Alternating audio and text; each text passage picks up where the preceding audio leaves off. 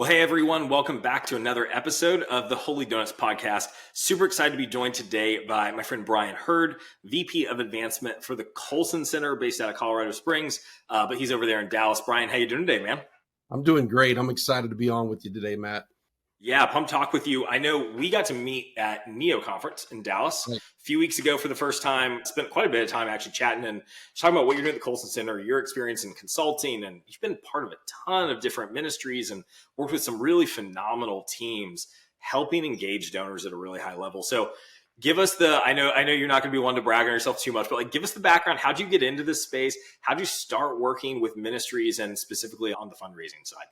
Yeah, absolutely. I've actually been in the space 28 years now. It's hard to believe, and also a real blessing. I started as insurance and then got a chance to volunteer at an organization and then actually go on to a team at Dallas Seminary in the fundraising. And really for me, Matt, I just learned that there's a real business side to what we do. I just was so fulfilled by the opportunity to think I could use my skills and gifts in this arena to really make a difference for, ministries, which is mostly what I work with. And I've never left since. I've loved it and just continued to build. And I spent 3 years there working with a great team. And then I've spent probably about 20 years as an independent consultant. And then I've just recently, a month ago, joined full-time with the Colson Center. Yeah, and that's half the fun of one of the things that we hear a lot in this space, right, is folks who get to serve alongside ministries, whether that's in a contractor consultant role, and then they kind of are able to switch hats for a season and go full-time and back and forth. And I think that's one of the cool things as I saw at NEO, and you probably did too, and a lot of the other events that we're at, is it really does feel kind of like a small family. Those of us who are in kind of working on kingdom-minded ministries who are trying to grow, trying to advance. There aren't a lot of us out there. We're kind of a weird niche, right? But it is like a family. And so connections are fun for sure. So, okay, with that experience, 28 years. I think my career has probably been most shaped by just others in the industry, that will mentor you, coach you, train. We learn from each other. And I tell people all the time, fundraising is a team sport. We're in this together. It's an abundance mindset, right? Donors think that way. They appreciate thinking that way. Our causes aren't the only ones they support. So the more we can learn from each other, even meeting you were kind of helping me, all these years in, just in an area in digital and donor journeys that I'm not, I don't spend a lot of time with, that you're really gifted in. So that's what it's all about, is just really helping each other, being in this for the greater good. And I think it's what excites a lot of us. Yeah, absolutely, man. And I'm excited to hear from you today and learn from you on major gift development. I know that's something that you're super passionate about. And then also how you really walk donors through a journey into an organization. So I'm going to ask you kind of one of our stock questions, but let's take it in that direction, right? Is what is a campaign or a strategy that you've worked on in the past that you think is just awesome, that you're like, hey, brag on my team a little bit on this, whether it's something at the Colson Center, whether it's a client that you had that they executed this and you got to be part of working with the team on. What's something that you've seen really, really effective in a really tactical sense work well for organizations, specifically when it comes to developing major donors or helping build kind of some of those pathways for major donors? Yeah, I love that. I'll probably answer that in a philosophical question that I've applied to a lot of different, organizations. Whether you're $1 million or 100 million, and I've been fortunate to have clients with both. I've probably served over about 100 clients now over these years. And really for me, this might sound simple, but it works. There's 4 key areas. And that's leadership, that's messaging, that's infrastructure, and it's your donors. I say ministry partners a lot. So the idea is, if you think about that as kind of 4 tires or 4 key metrics, we're all at different places. But if you can really assess, what does your leadership look like internally and externally? That's key to understand what you have, kind of that assessment of what you have. Messaging really comes down to, do you really know your different audiences? And you have a collateral tool bag and a way to really articulate your vision, your uniqueness, but personalize that to different audiences. We can kind of highlight the major donor audience here. Infrastructure to me is where so many need help in consulting. Just how do you put it all together, from communication, systems, and really at the end of the day, it's about execution. I'll work with clients that have lots of ideas, but I'm trying to help them think, what's the next 90 days? What's the next 12 months? I mostly will work on roadmaps for a 1-year period, maybe 18 months. After that, that's just too much, 30,000 foot level, doing the same things over and over and over. And then I think lastly, when you look at your ministry partners, what do you have currently to work with? I believe we start with what we have and we can reach any vision. There's a way to get there, but really kind of around three goals. How do we retain those that we've been given? How do we grow within those that we have? And then what does new look like? And each of those have different goals, but I think that's key. So those four areas to me, whether I'm doing a campaign or a large kind of infrastructure or an organization that wants to get more sophisticated as a fundraising shop, those are kind of my go-to to start there and then build. That's awesome. And so, okay, I want to focus in on number 4 a little bit. This is taking us off script because I'm legitimately fascinated by what you're saying. So if we go with number 4, right, and we're talking about ministry partners, and we say, I actually was literally on a call with a nonprofit today, and their exact quote to me was, we feel like right now we don't have capacity to really target anyone except for major donors because we're just too small, right? They feel like the idea of new donors or reaching out to mid-tier or helping grow donors just overwhelming. They're like, we pretty much only have bandwidth to take care of our major donors and try to get more major donors. Can I just ask for like free consulting on the spot on the show, right? Like that mindset I think is really common for a lot of smaller nonprofits. They're like, hey, we know who gives. Let's just focus on them. But my fear is for a lot of them, that puts them in a turtle shell mode where they're just going back to the same well over and over again. How do they break out of that and start to expand that and grow on that fourth part, right? Grow their major donor base beyond just what they already have, taking care of who they already have on the roster? Yeah, it's such a great question. You're right. We run into that a lot. Here's what I would start to say. To me, I love this 10-20-70 guideline. And meaning when I look at a healthy organization, about 10% of their donors give about 60% of their operations budget. The next 20% gives about 20% of their operations, and the remaining 70% give about 20. So think about that kind of majors, mid, and general, right? I agree with you. We want to build towards health. If I'm coaching and consulting with an organization that is too heavy major gift wise, again, we start with where we are, but major donors don't want to be on this treadmill to where they don't see sustainability. So a lot of times what I'll do is talk about, here's a growth plan, and major donors many of them love building the capacity to where you could grow other areas of your revenue streams. So instead of just thinking, hey, we're dependent on this for the next 5 years, we need more and new. What about looking at putting a strategy together over the next 2 to 3 years to where we could grow those other areas that will be a lot more sustainable, and look at major donors as funding it? Most of the time they can buy into a vision or a plan that they can really see results to. So it's not that we're going to stop growing our major donors. That's great. We know what that brings in, but leverage that to where we're growing all our audiences and we're in a whole different place 3 years from now. And that's totally doable. I love it. That's so key because you're now involving your major donors in the actual, you're kind of giving a peek behind the curtain and saying, hey, here's where we are. You're funding this. Like, you're the reason we exist. If you pull out, we don't exist anymore, but we don't want it to be that way forever. You're giving them a vision of what could be to where you can grow in health. And donors just love seeing that vision for the future. And hey, okay, yeah, I get it. I want to support it, but I want it to be besides me. So it's a great strategy. Well, and a principle that I learned early on, people help support what they help create. So you have those kind of ministry partners, and they might not be your whole file, but what are those key board members, key investors that want to be a part of rolling up the sleeves with you? And then they're more bought in to see you grow. Again, I think they just see that opportunity to where maybe they're your largest 1 or 2 funders. Well, I left an organization that I was consulting with. It's a large organization now. It's 100 million.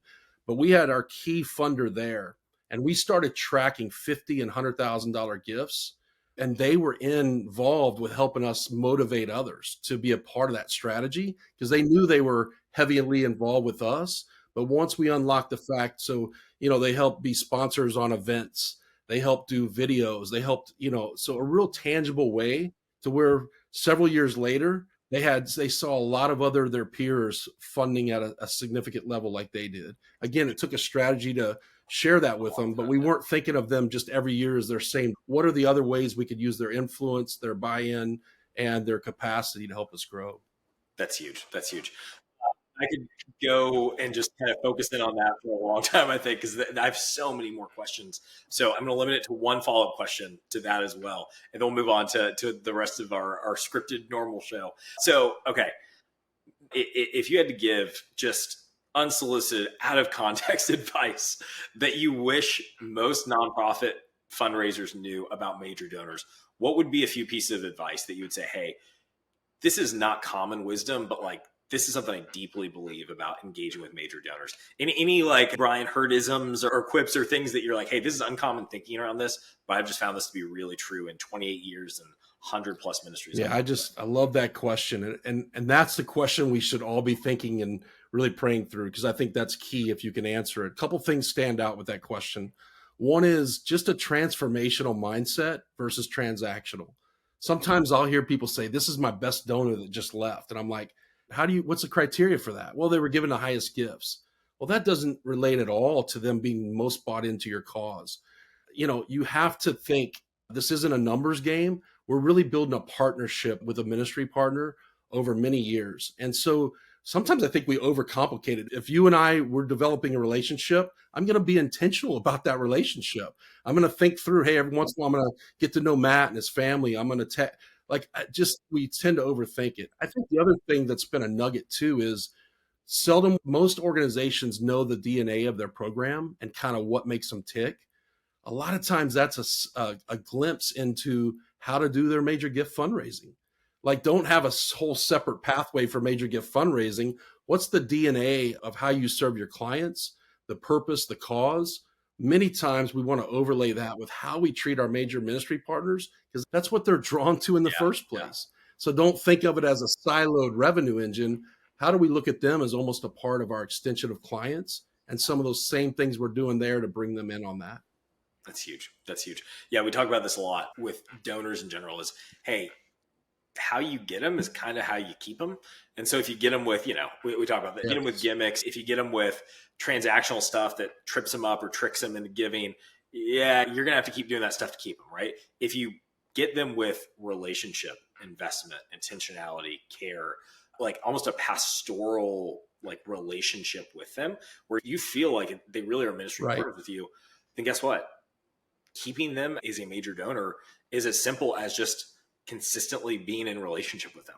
And you're to that point, we overcomplicate it so often. And I love that.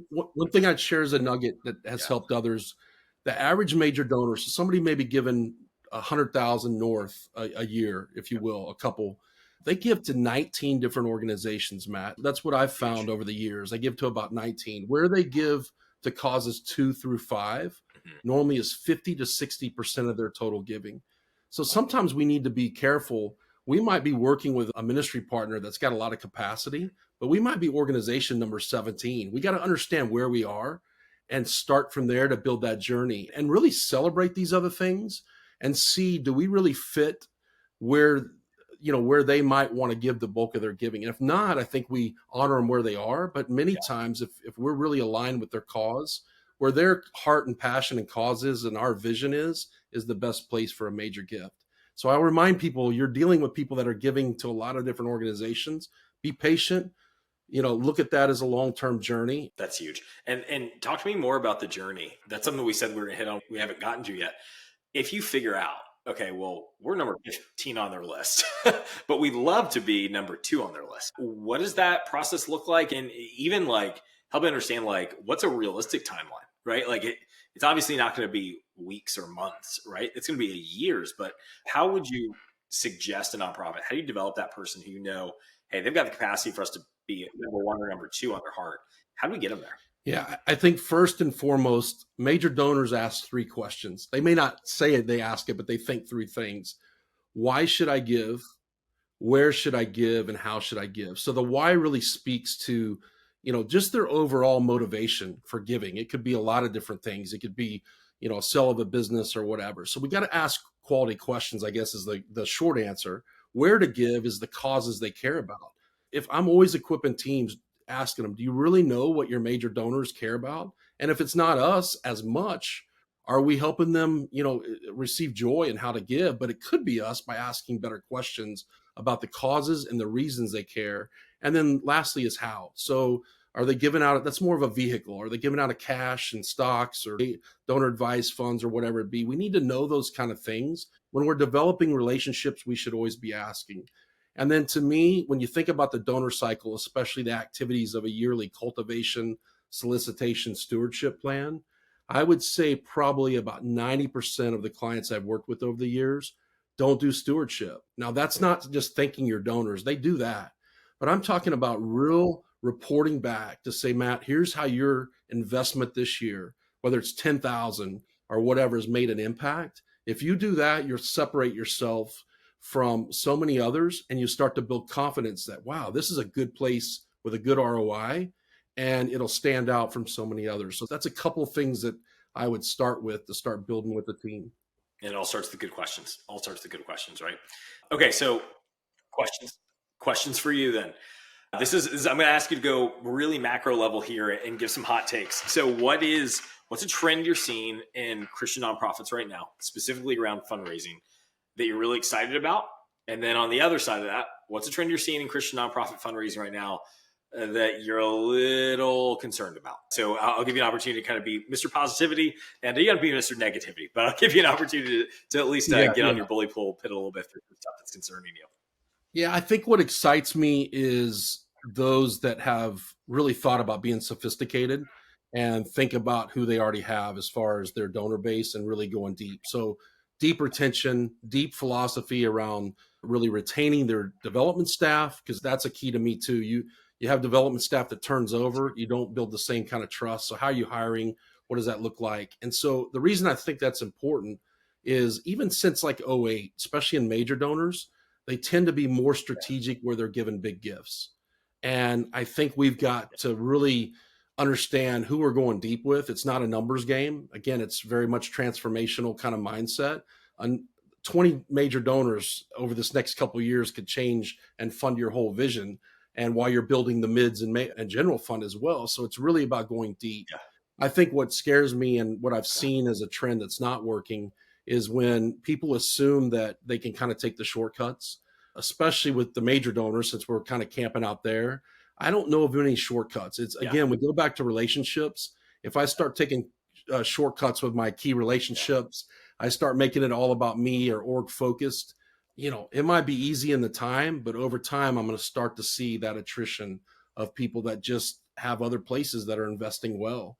And I think we've seen a lot of those examples where organizations have gone from actually dipped and really fallen back because they were too transactional and not really mining those, stewardship, right? Not really stewarding those that they already had. Yeah. And that's something, I would echo that concern, even in full transparency, as someone who is a big advocate of technology, of automation, of helping scale up things, being smarter with sophistication and some of your segmentation with your donors. I see that as a trend that concerns me as well, is maybe even some of my generation who thinks, well, everything, we can just send a big blast and automate everything. And there's so much of major donor cultivation and stewardship, is use the term, that you just can't automate it. Like you can't microwave it. That's not the way that you do that. And so it concerns me sometimes when I, go to conferences or hear tech companies talk, we can do this for your major donors and automate this. And it's like, that's a relationship. The last thing you want is two of your major donors out on a fishing boat somewhere, getting the same automated text at the same time saying, thank you from your president. Exactly right. Now the facade has been pulled back, right? So that's a concern I share as well. Just a lack of attention to the intentionality and just the work that it takes, honestly, to cultivate great major donor relationships. So totally agree.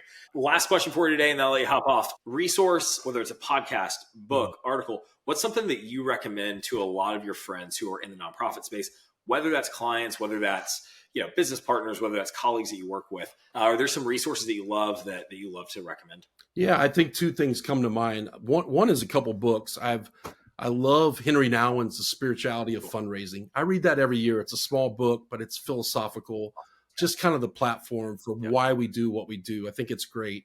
I think there's a couple other books that I think help us. Most people I know in this industry, they're either generous or we're cultivating them to be generous, and that gives them the ability to really help others in that journey. So I love The Treasure Principle by Randy Alcorn, and even The Blessed Life by Robert Morris. It just talks about how we can look at whatever we have and steward. So I love that. And then the other thing I just remind people, I just got off a phone call today, reach out to other people in the industry. We are always learning, and we're always like, don't be afraid. It's amazing what we can learn and have the opportunity with others that are doing things well and just gleaning from them. Kind of like what I love about what your podcast is doing. It's just trying to share and give opportunities. And I think those are the two things, resources, but I'm not against conferences or any of those. We just went to a premiere where we met, by next after. I'm just Yeah. saying there's a lot of people like us that'll give 30 minutes and so to invest in others. I love it. I love it. Brian, where can people find more about you? Obviously, you lots of work with the Colson Center, but you've also got your own consulting, which I know you've been doing for a long time now. How can people connect with you? What's the best way to find you online? Whether they want to just shout at you on LinkedIn or whether they, maybe want to connect with you to hop up and set up one of those 30-minute calls.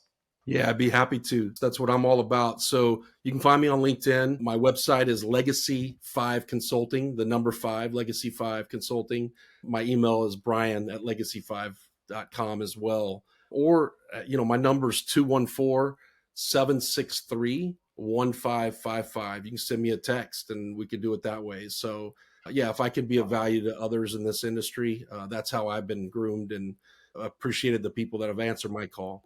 Awesome. Awesome. Well, Brian, I've learned a ton, like super excited. I'm probably just going to call you randomly because I now have your number, and I'm just gonna call you back. Hey, Brian, I need advice on this or that. Absolutely. I know everyone else is going to find it super valuable as well. So I so appreciate your time, brother. And yeah, thanks for joining us on the Holy Donuts podcast today. Thanks, Matt. Appreciate what you're doing.